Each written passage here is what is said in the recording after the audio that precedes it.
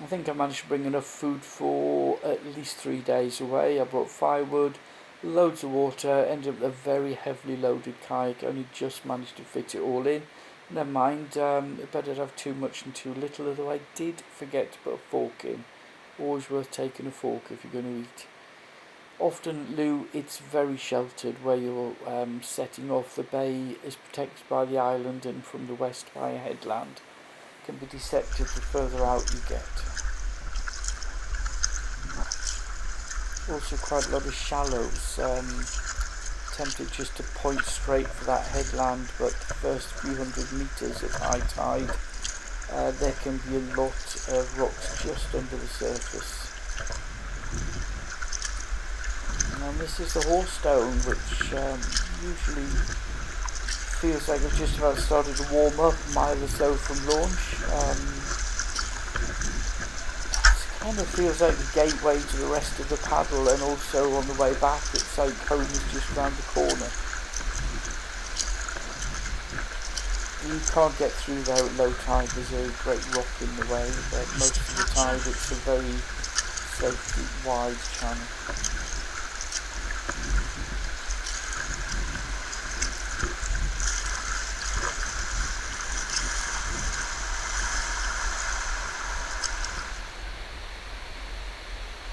Crossing Talon Bay this time was really tranquil. If there's a northerly wind, it funnels down the valley. Going through Talon Den is never so easy.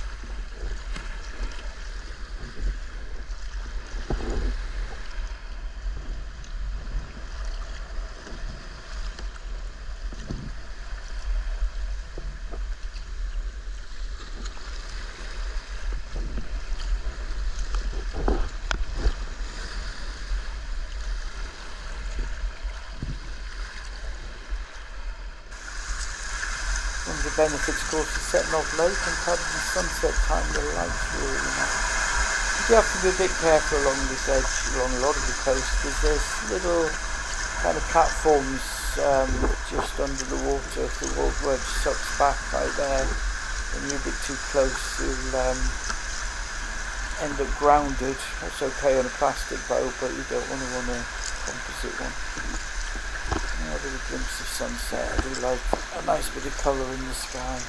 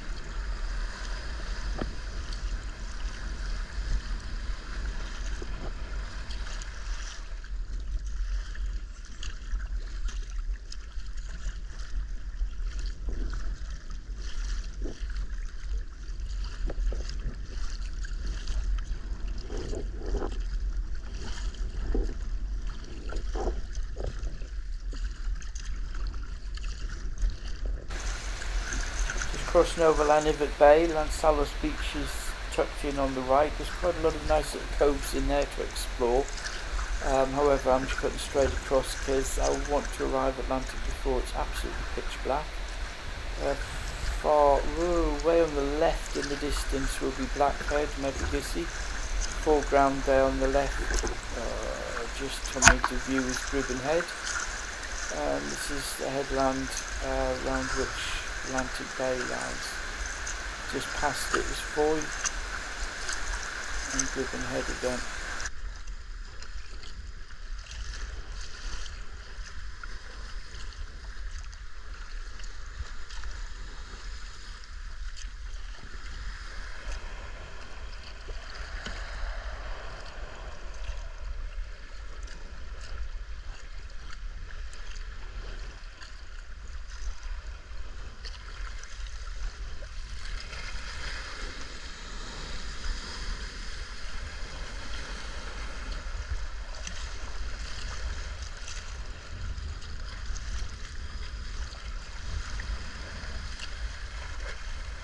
Managed to land just enough light to get set up on a little covered area under a rock on the beach. It's got my little stick stove running, just a cylinder of steel I found really, but it fires up in seconds and cooks things really nicely. It stops sparks getting out and catching legs and stuff as well.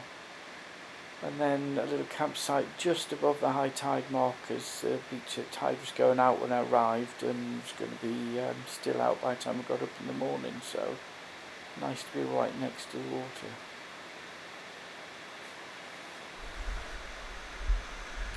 There's a little bit of Lantic. I forgot to film it very much. It's an absolutely lovely place to stop, very sheltered, crystal clear water, great place to go snorkeling as well.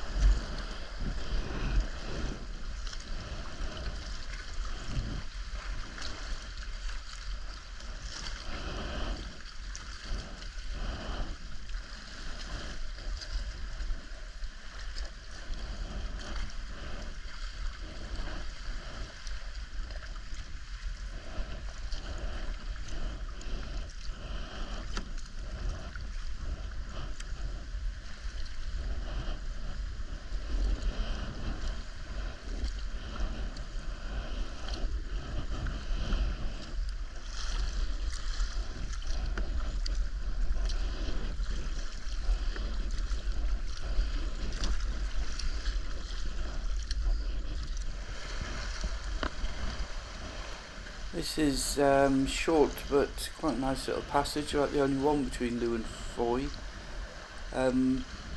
Below half tide there's a little rock sticks out in the middle of it. It's fine mid tide like this was.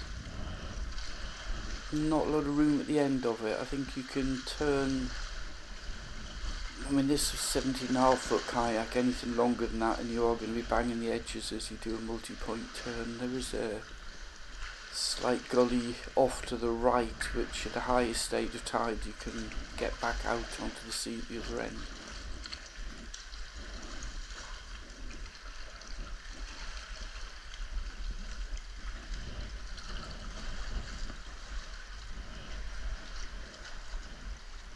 That's a little bit of a pinch point at lower tide as well.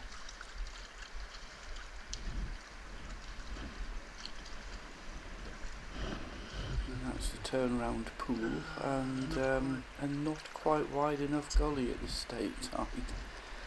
Or maybe you'd shove through in a plastic boat, but you may get jammed and it's a bit angled as it were.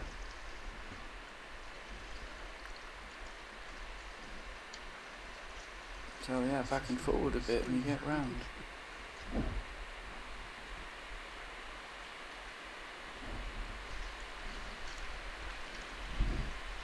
And that literally, I think I've kind of 10 centimetres behind, 10 centimetres in front, so not a lot of turning going on.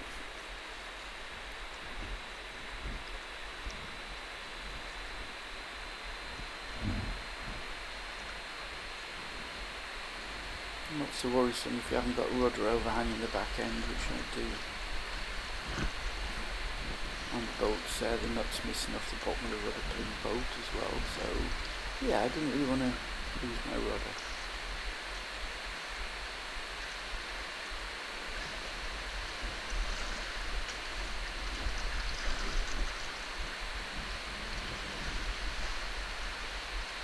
A few compass jellyfish. I've never had a sting off them, but I wouldn't recommend touching them.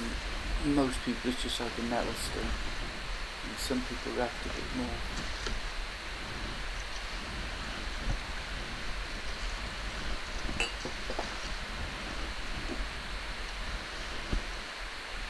And this is tucked in just east of Lansalos, or Cove really. As you're heading along the coastline, you see a kind of big folded section of rock just in front of it. Going east to west, you've got to keep looking back to spot it. But obviously if you're going west to east there.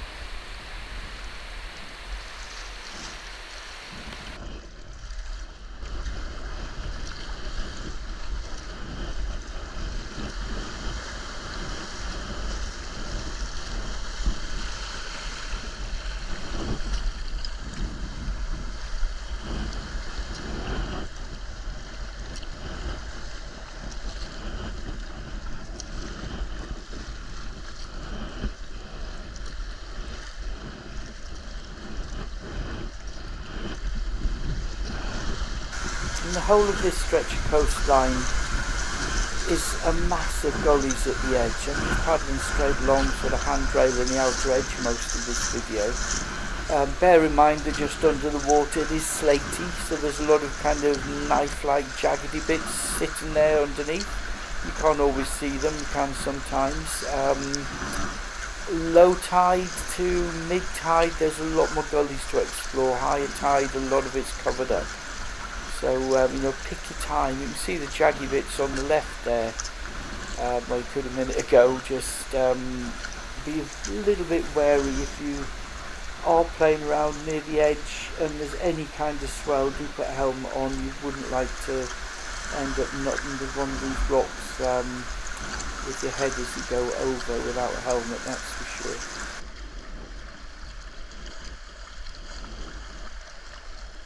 Quite shallow in places, these gullies. You can see on the right there it's literally only a few inches under there, but right where my kayak is it's nice and deep.